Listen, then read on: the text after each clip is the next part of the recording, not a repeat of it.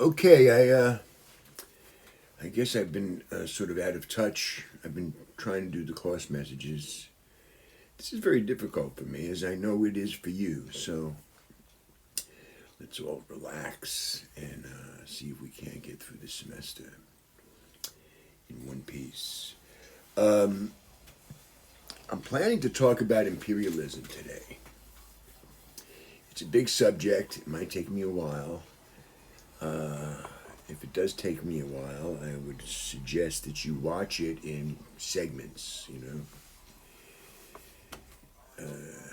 Don't try and digest it all at once. But I'm going to post it in both the U.S. history classes and the world history classes. Because even though the United States never has a real empire the way Britain or France, Germany to an extent has,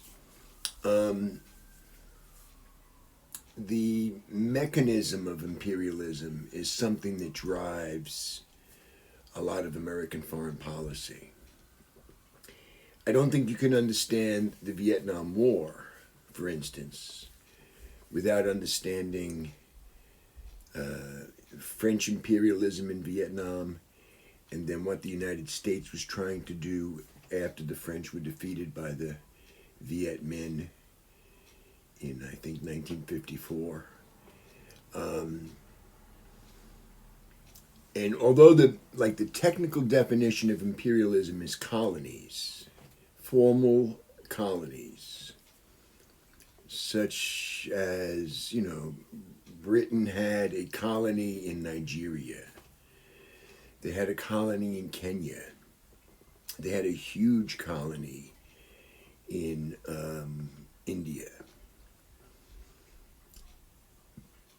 The United States really only has the Philippines, and really only from like 1898 to 1946. Very briefly, Puerto Rico was a colony.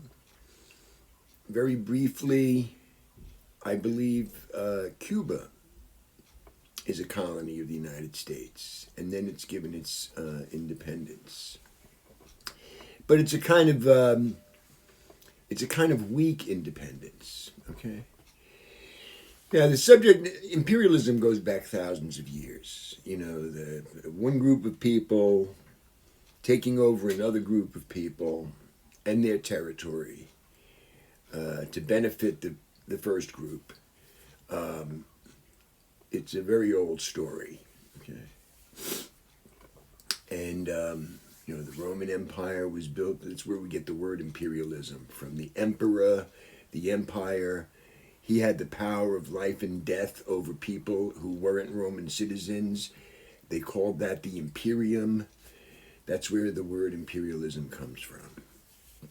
And usually in world history classes, they will divide up.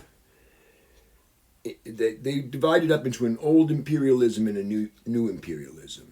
Yeah? The old imperialism is, settlements in the Americas, North and South America. I guess the Spice Islands, the Dutch are out in Indonesia, in the Spice Islands, sort of taking over territory. There's movement of large migrations of British and French people and Spanish people to the Americas. There's also the forced migration of Africans to the Americas. That's all the old imperialism, okay? And it's a process that Karl Marx calls, and I think this is a good term. I'm not sure what you think about Karl Marx, but he does come up with some good terms. He calls it the primitive accumulation of capital. That is basically stealing everything that's not nailed down. When the Spanish go into Peru and begin to take out, they defeat the Incas, They discover all these silver mines. They force the Native Americans to work the silver mines for them. There's mercury involved in the process of refining silver. Mercury is poisonous. The Native Americans get poisoned and die, and the Spanish get the silver. Okay, that's primitive accumulation. It's sort of like, you're walking down the street, somebody knocks you over the head and takes all your money and your wallet and your credit cards and everything and flees. That's that's sort of how primitive accumulation of capital works. You grab up land, you grab up, you force Native Americans further out into the West, all that kind of stuff. And the old imperialism sort of goes from, Columbus and da Gama to around the time that the United States breaks away from Britain. Because the United States breaking away from Britain seems to be, it gets people thinking that colonies are just not worth it. Because by the time you get to expect a return, they're moving towards independence. So the United States, 1783, becomes an independent nation, recognized by Britain as an independent nation. In the course of the next 30, 40 years, most of the countries of South America become independent. And the idea of colonies kind of loses its luster, its shine. It doesn't make much sense anymore, okay? The countries of the Caribbean are still colonies. Cuba, Puerto Rico, Haiti. There's an important event in Haiti in 1804. They get their independence. It becomes the first black republic in the world, and the first and probably the only successful slave rebellion in all of history. The black African slaves in Haiti rise up and create a republic. I was just reading about this, and it sort of sends shivers up and down the spines of slave owners in other places, particularly places like Georgia and South Carolina and Virginia. Right? Now, the history books, the textbooks try to sort of portray a break between the old imperialism and the new imperialism, but there really isn't. The last countries in South America get their independence in the 1820s, and by the 1830s, the French are moving down into Algeria, which is, just drop a line across the Mediterranean and you from France and you're in Algeria, okay? And that's a settler colony, meaning numbers of French people are moving there, taking over land, becoming prosperous farmers, forcing the Algerians into a sort of second-class citizenship, okay? They will eventually come to be known as colons. I'm not sure I'm pronouncing. My French isn't too good, so.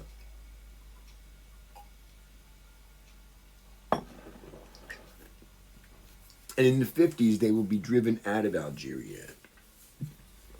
So 1830s to 1950s, that's 120 years, several generations of French people who have lived and, been born, grown up, died in Algeria. And now they have to move back to France because they're driven out by an armed struggle by the Algerian people, right? Which is one of the ways decolonialization takes place. By the 1860s, France is going into Indochina, which is Vietnam, Laos, and Cambodia, and setting up a colony. And that's not a settler colony. That's more like India or the colonies in Africa after, by the 1880s, where the I hate to use this term, but the mother country sends administrators and civil servants, and they sort of do their job, and they organize the colony and they administer the colony, and then they go back to England or France and retire it, on some estate or something like that. They're not It's not like the Pilgrims planning to move across the ocean and live there. So they're not settler colonies. And Indochina is like that. The French come in, set up their rules, their laws, introduce their religion, try to convert people, introduce the language, educate the smartest people they can find to sort of provide a local ruling group, all that kind of thing. But the real second imperialism, or the new imperialism, begins around the 1880s. And it's a function of changes that are taking place in the West, including, Europe and the United States. And the main change that is happening is that capitalism, which nobody really organizes, it sort of develops, like I don't know what it's a social system. It's an economy, it's a social system. It's sort of connected to the political system, but it's different than the political system. But capitalism is going through some big changes in the late 19th century. And the main feature is monopolies. At the time, some of you wrote about Adam Smith and the Wealth of Nations, that source document. And at that time, 1776, he's a little bit idealistic. He's like sort of imagining a world that's more perfect than it actually is. But there are enormous numbers of companies competing with one another, right? To keep prices down, to keep quality up. That's the whole theory of competition. Competition is good because it does these things. It keeps prices down, keeps quality up. If you want to compete in a market like that, you have to provide a good product, basically, at a cheap price. But by the 1880s, the 1890s, the struggle of one company against another has led to companies disappearing and being swallowed up by other companies. So you have Standard Oil of New Jersey, which is now Exxon. John D. Rockefeller is buying up all of his competitors. You go to the soup. This is a good example of this, although it's not. Cookies aren't the most important part of capitalism, but you go down the cookie aisle in any supermarket, and you think to yourself, this wonderful variety of cookies must be the result of hundreds of cookie companies. And then you notice that they're all Nabisco. Oreos, Chips Ahoy's, Nutter Butters, what else? Fig Newtons. Everything's Nabisco. It's either Nabisco or Keebler or Pepperidge Farm. And even the generic brands, the Price Chopper brand or the Weiss generic brand Oreos, the cheap ones, are usually done by the bigger company, Nabisco. And Nabisco actually stands for National Biscuit Company. And I imagine at one time in this country there were cookie producers all over the place. And Nabisco just bought them up, and then turned it, Same thing with the cereal aisle. General Mills, Kellogg's, Post, Quaker. That accounts for 97% of the cereal aisle. And it's the same in all sorts of industries. Cars. At one point there were 41 car companies manufacturing cars in this country. Hudson, Studebaker, all sorts of things. And now there's three major car companies and American Motors, which has some strange status, okay? And that does a couple of things. You know, the larger companies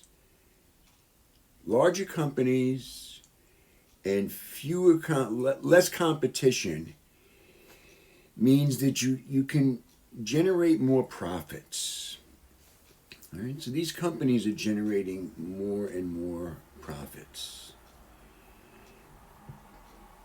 And the trick with capitalism is always this.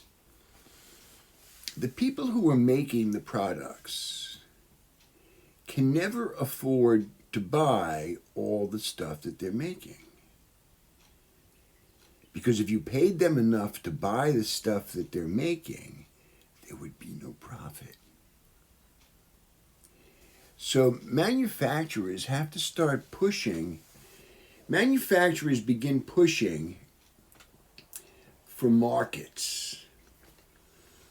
And they need markets. They need sources of raw materials. You cannot grow rubber trees in England. There's a lot of stuff you can't grow in England. Cotton doesn't grow in England. And certain minerals have to be gotten from someplace where they are. Bauxite. I don't think there's any bauxite available in the United States. That's a necessary element for making aluminum. But it is available in Jamaica. And so you have to have some way of getting that bauxite if you want to make aluminum. If you want to make tires, you need these rubber trees. If you want cotton for your industry that's making cotton fabrics, you have to, control Egypt or control India, some part of the world where you can grow cotton. Okay. So you need the raw materials, you need the markets, you need to be able to sell stuff to people who are not in your country. Okay? And then the third thing is, when capitalists make money, what do they do with it? If you're a fan of Donald Duck and his uncle, Scrooge McDuck, you might think he just puts it in a vault in gold, big thick gold coins, and swims in it. Okay, because that's what Scrooge McDuck does with his money. But that's just misinformation. When a capitalist has money that he doesn't need to spend on luxuries or whatever, he wants to invest in. And it turns out that by the late 19th century, you could make more money investing in Africa or in Asia than you could investing in England at home. Because what makes an investment profitable, what makes a high rate of return on an investment, is the risk factor. And there's no risk in building another little railroad line to connect another little village in England. But to build a trunk line across Africa, that could be like 25% return, 30% return. Whereas the little spur in England would be more like 5% return. So there's these economic things pushing imperialism, pushing the need for colonies. Okay. There's a depression in 1873. There's another worldwide depression in 1893. Both of those kind of get businessmen looking outside of their country to sort of get themselves out of the depression. And then now, it's just the way things work. Nobody says, listen, we're going to go to Nigeria and force those people to work for us so we can get richer. Okay? That just, people don't want to admit it, even if they know that's what's happening. They don't want to admit it. So you start to get these kind of rationales for imperialism. And one of the main ones is what's come to be known as the white man's burden.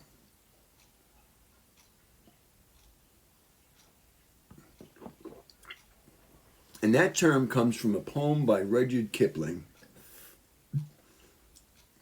where he's basically instructing people in the U.S. government how they should treat the people in their new colony in the Philippines. And it's kind of, you almost want to think it's satire, that he's making fun of this, but I'm not sure that he is. And it's basically like, you have to treat them like children.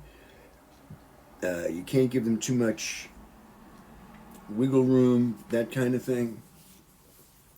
And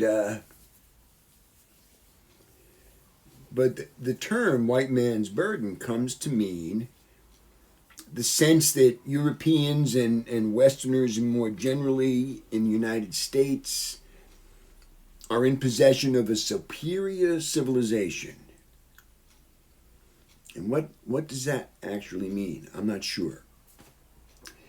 That might have been believable to some people, even in the colonies, until you get to World War I. When you get to World War I, it's hard to believe that Western civilization is better than any other civilization. World War I is just like this horrible giant meat grinding machine where they're just throwing soldiers in and killing them, grinding them up. But until you get to World War I, I suppose you could probably make this argument. We're more democratic, we're more industrialized, higher rates of literacy, we have three-piece suits, we have the true religion. That's a very important thing. Christianity is perceived as being the only legitimate religion. Anybody else's religion is essentially devil worship, which can be that's a problematic attitude. So you start to get these ideas, and then people have already sort of dismissed Africa for centuries as one of the excuses or rationales for slavery was that Africa was a backward, unsophisticated place, that you were actually rescuing. When you took Africans and kidnapped them and brought them to the New World, you were actually saving them from some horrible fate of living in Africa in freedom. And actually, you can still hear, there are people that still run this argument today. After like 80 years of Europeans being in control of Africa and turning it into the shithole that Trump talked about in 2018, they still say, oh yeah, well, slavery saved people from, I don't know, the tigers or something. There's no tigers in Africa, but there are tigers in India, and the little golden book about Black Sambo started as a story about India, and that's how come there's tigers in Africa in that story. That's neither here nor there, and none of you have probably ever seen or heard of Little Black Sambo, so never mind.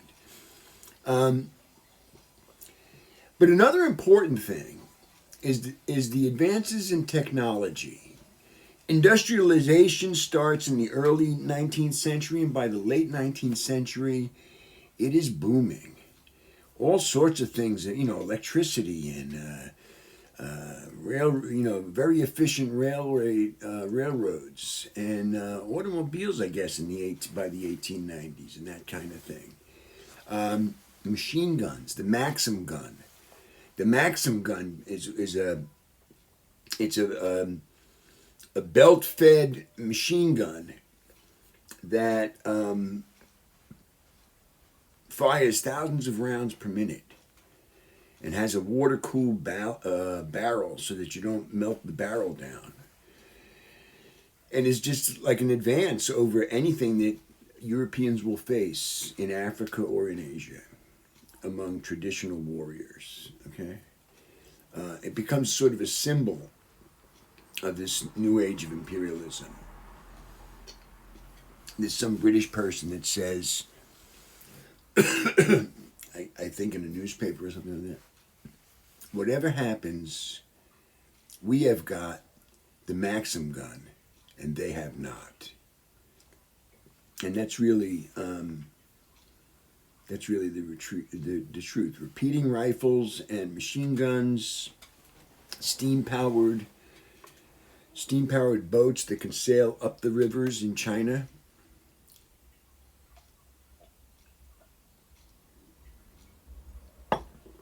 Better cannons, all of that stuff. And then the whole bureaucracy of European society and the army and the armed forces. The whole idea that soldiers in India are getting paid every week or whatever, and they're getting their rations and they're getting their uniforms and they're getting their equipment and that kind of stuff. Here's England and here's India way on the other side of the world. Here we go, yeah. And there's a bureaucracy taking care of all that stuff. There's a famous battle in 1876 in June in Montana, where an alliance of Sioux, Comanche, and Cheyenne Indians, Native Americans, massacre George Custer and his like a third of the 7th Cavalry. It's a tremendous victory. But when that battle is over, the United States Army is still intact. Yes, they've lost this part, but the Army is still intact. Paychecks are still coming. Food is still coming. Ammunition is still coming. The Native Americans have to go and get their families and find a place to spend the winter. Find enough food and find enough resources to get through the winter. They don't have like bookkeepers and quartermasters and all that kind of stuff. And that's the same all over the world where imperialism is operating. Okay. So now there's one more terribly important part. For centuries, Europeans have not been able to go into the interior of Africa because they would contract malaria or yellow fever, get sick, and die. So the same way that Native Americans don't have immunities to European diseases, Europeans don't have immunities to African diseases that don't appear in Europe. But at some point, and one of these days I'm going to read up on this story, somebody discovers that the bark of a tree that grows on the west coast of Chile can render a substance called quinine that defends you from, immunizes you, I guess, from malaria and yellow fever. And that's probably the most important thing in the what they call the scramble for Africa, which is a term I detest. because you can have all the military hardware and bureaucracy and sense of superiority that you want, but if every time you go into the Congo you die of malaria, that's not going to work, you know. But with quinine distributed, they transplant, the British transplant the trees to India. They grow big plantations worth of chinchoa trees, and they sort of immunize, or they protect all of their soldiers and civil servants, etc., which leads to this scramble for Africa. Okay, and one of the reasons I detest this term is because scrambling is like something 10-year-old boys do on a big mound of snow. Or in the 60s, it was the style of the quarterback Fran Tarkington, who played for the Minnesota Vikings. He would drop back out of the pocket and run around and really take his time finding a target. And they called it scrambling. Okay? The conquest of Africa is a bloody mess. I talked about those machine guns. They just, people were dying. People all over were dying. Wait a second, I gotta dig up something. Maybe I'll read this to you.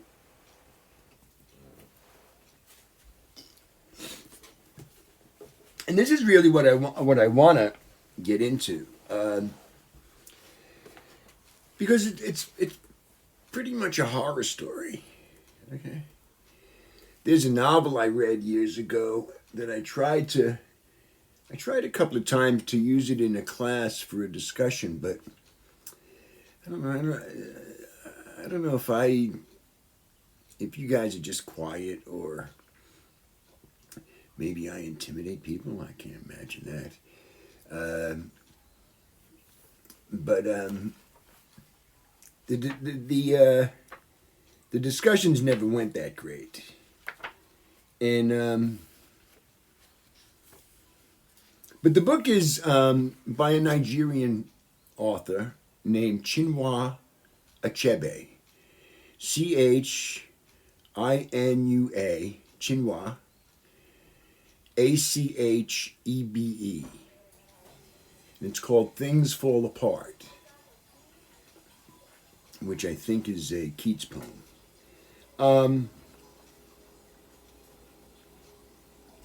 And most of the book takes place before any Europeans show up. And he's living his life in the village. He grows up in the village. He's taken into the leadership of the group, and marries. He's pretty. I guess he's got a couple of wives, and a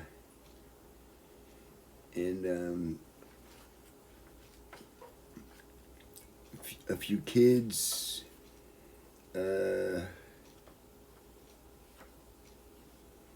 I'm just looking for a certain part of this. Anyway, there's one really weird part of it where his daughter gets sick, and sort of like a healing lady takes him out on this long walk through the forest and stuff, and then digs up this stone that's wrapped in a cloth, and the daughter gets better. And I can never figure out if this was really some kind of supernatural thing, or if it was just that the healing lady just buried these things, and just sort of worked this out like a magician, But anyway, at some point, I found it. At some point, he comes across a bicycle in the forest, the rainforest where he lives, and that's the sign that the British have arrived, that the colonialists have arrived, the imperialists have arrived, and from that point things fall apart. Missionaries show up. They convert his son to Christianity, which to Okonkwo, that's the character's name, Okonkwo realizes if my son is a Christian, he's not going to perform the rituals that I will need when I'm dead to get into the holy land of my religion. He's been stolen by these Christians. And that gets him upset, and then he ends up, he hits somebody, and they drag him into court, which is like a whole other thing. There's guys with those British wigs. I have no idea how that makes sense to a Nigerian. But they do that. They drag him into court, they throw him into jail, and he eventually ends up committing suicide. And it's like one little story, but there are hundreds and hundreds of these kinds of stories in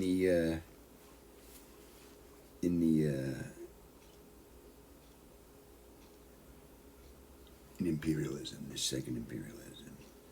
I just want to read a little bit from this, The Origins of the Modern World. There are a couple of offers of PDFs of this, but I don't know if you have to sign up or pay or whatever. Anyway,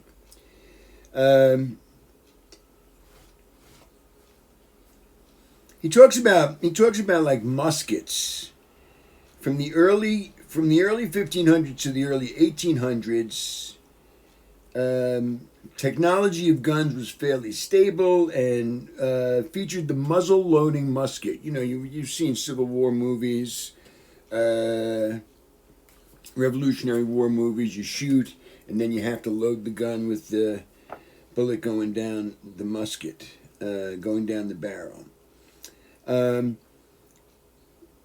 It says military tactics took account of these shortcomings, but more accurate guns with greater range and less evidence of having been shot, meaning not a cloud of smoke, which would hide your position, would be vast improvements. So these improvements came rapidly after 1850. They begin to rifle the barrels, which means there are grooves in the barrel that give a spin to the bullet, which makes it more accurate. They create paper and then copper cartridges ignited by smokeless powder and inserted by breech loading, and the invention of mechanisms for repeating fire. So breech loading is, you open the gun and you put a bullet in and you close it and you fire and the bullet pops out and you put another bullet in, much faster than the musket. Okay. Repeating fire, you have, by the 1850s, you have revolvers, 6-shooters, 6 shots at a time, and then you have Winchesters and Remingtons, rifles that will fire a shot, click it, fire a shot, click it, fire a shot, click it. Okay.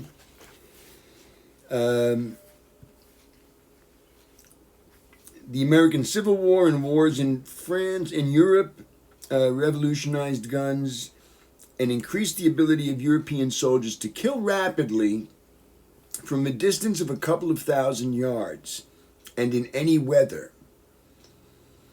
And then the pinnacle of perfection came in the 1880s with the invention of a reliable machine gun named after its inventor, Hiram Maxim. That's the Maxim gun.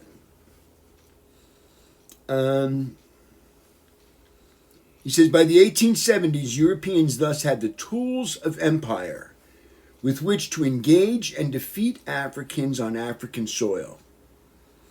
Africans put up valiant and stiff resistance, but their technology was no match for the Maxim gun. The most famous and perhaps deadly instance was at the 1898 Battle of Omdurman, where British troops confronted the 40,000-man Sudanese dervish army. So it's in the Sudan. I'm not sure what dervish refers to. This is described by Winston Churchill, and at one point I thought maybe Winston Churchill was there. Because I know as a younger man he did serve in the military. I think I've seen pictures of him in South Africa. But a student looked it up for me one time and said, no, he was not there. He was just writing history. But listen to how he describes it, because it's weird. As described by Winston Churchill, the future British Prime Minister, the dervish attack was quickly repulsed by Maxim guns mounted on river gunboats. So the British did not even have to step on the land. They're on these river gunboats with the machine guns mounted on them. Open quote, the charging dervishes sank down in tangled heaps. The masses in the rear paused, irresolute. It was too hot even for them. Close quote. On shore, the British, open quote, infantry fired steadily and stodily, without hurry or excitement, for the enemy were far away and the officers careful. To the Sudanese on the other side, bullets were shearing through flesh, smashing and splintering bone, blood spouted from terrible wounds, valiant men struggling on through a hell of whistling metal, exploding shells, and spurting dust, suffering, despairing, dying. After 5 hours, the British lost 20 soldiers and 10,000 Sudanese were killed. And as a saying had it, whatever happens, we have got Maxim gun and they have not. Okay. Now I think it's interesting that, this is 1898. There's no video. There's no audio recordings. And he's describing it. The reason I thought he was there is because this description is a description that somebody who was there would write. Bullets shearing through flesh, blood spouted from terrible wounds, valiant men struggling on through a hell of whistling metal, exploding balls, and spurting dust. And, Winston Churchill has some good things, and he was definitely an imperialist. There's no doubt about it.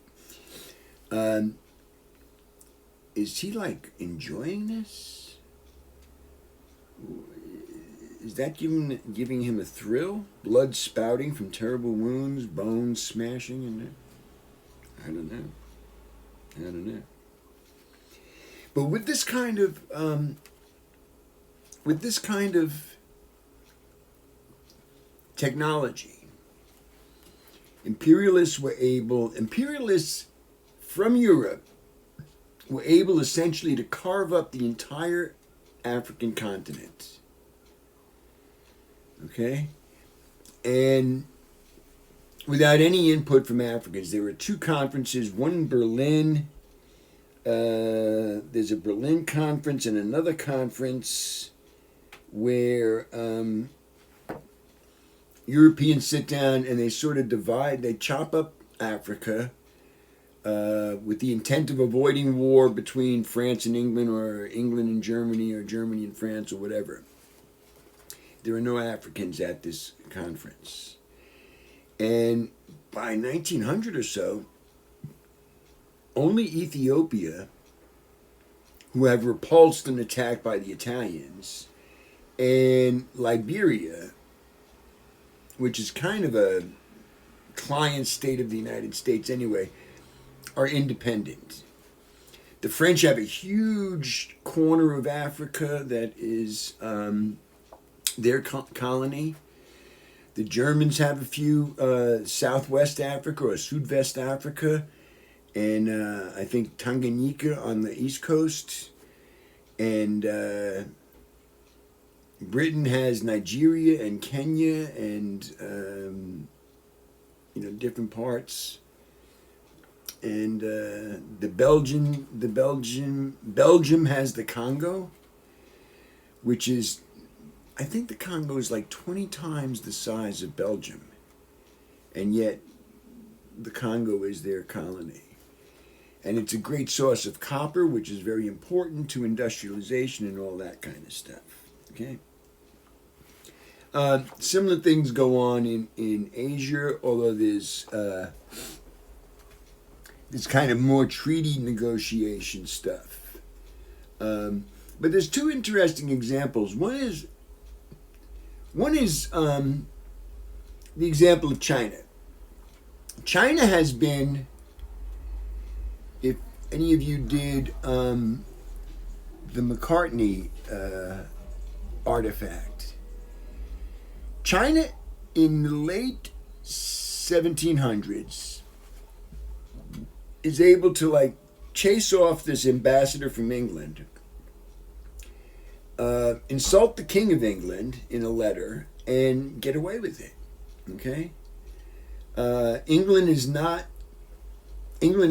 powerful enough to discipline or take care of the Chinese. Okay.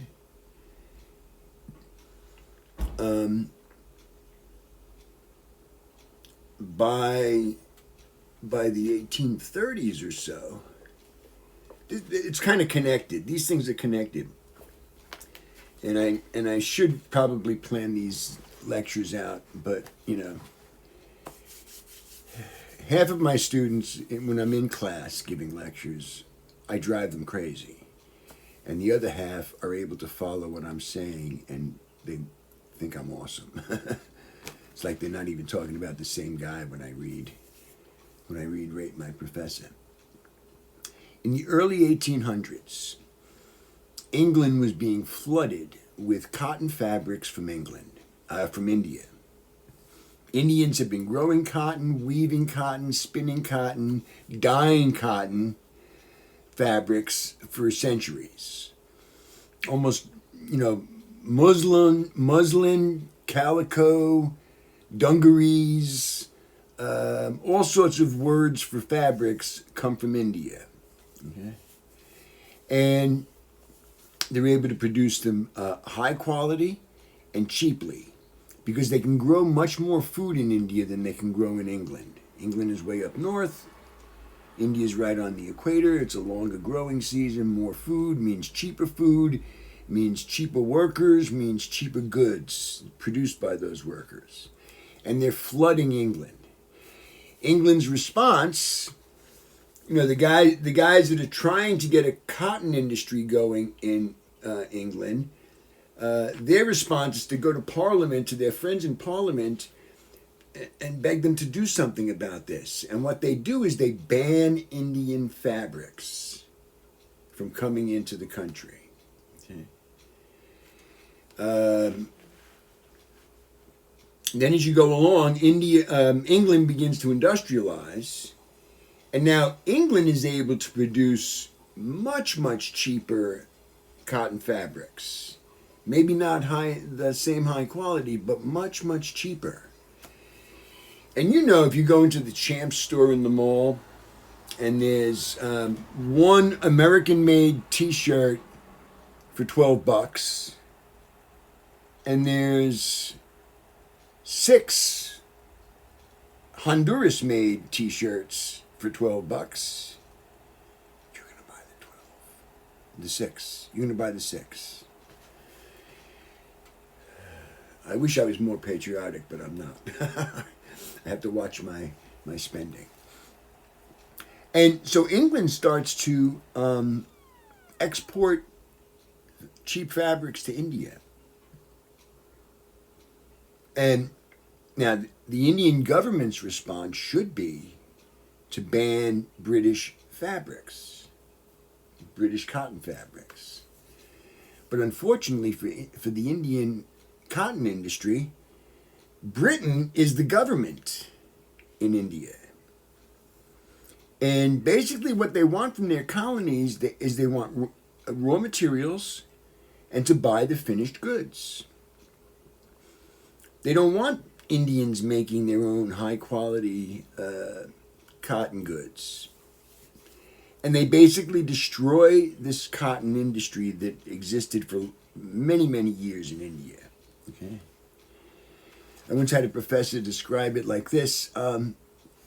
They grow tomatoes in Guatemala, and they sell those tomatoes to the United States at whatever price tomatoes are going for, 33 cents a pound, whatever, sometimes cheaper, And then the tomatoes are processed into ketchup and sold back to the Guatemalans for an enormous profit. A bottle of ketchup is, maybe, 6 tomatoes, and it's $4 or whatever. I once heard a guy in the 90s, I was driving around, and I heard a guy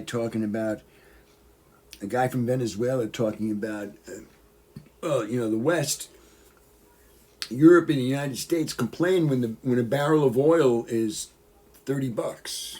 They go nuts. He says, do you know how much a barrel of peanut butter would cost? Like $350 to put peanut butter in one of those, barrels of oil. Not an empty barrel, okay? Do you know how much shampoo costs per barrel, And it was like mind blowing to me. It was like, holy crap. And that's kind of what happens. But Britain destroys the handicraft industry for cotton fabrics in India. So what do people do? They're forced to go back into agriculture. Okay? But they now have British taxes to pay. So you can't just grow anything. You have to grow a cash crop. And the cash crop that they are growing is opium, poppies, to be processed into opium, to be sold wherever you can sell it. Okay? So this whole process takes place, by the 1830s or so. Now, at the same time, tea is becoming extremely popular in England. And tea's another thing you can't grow in England. But everybody's, when it first arrived, it was for the elite, which is where you get all those traditions of, 4 o'clock tea and the butler comes in and the cups and But by, the 1820s, the 1830s, every working man is drinking tea like, that's what's keeping them going, some kind of bread and tea with some sugar from the colonies and cream from a local dairy and tea from China. Okay? And the British are a little bit, the British, there's nothing the Chinese want that the British have.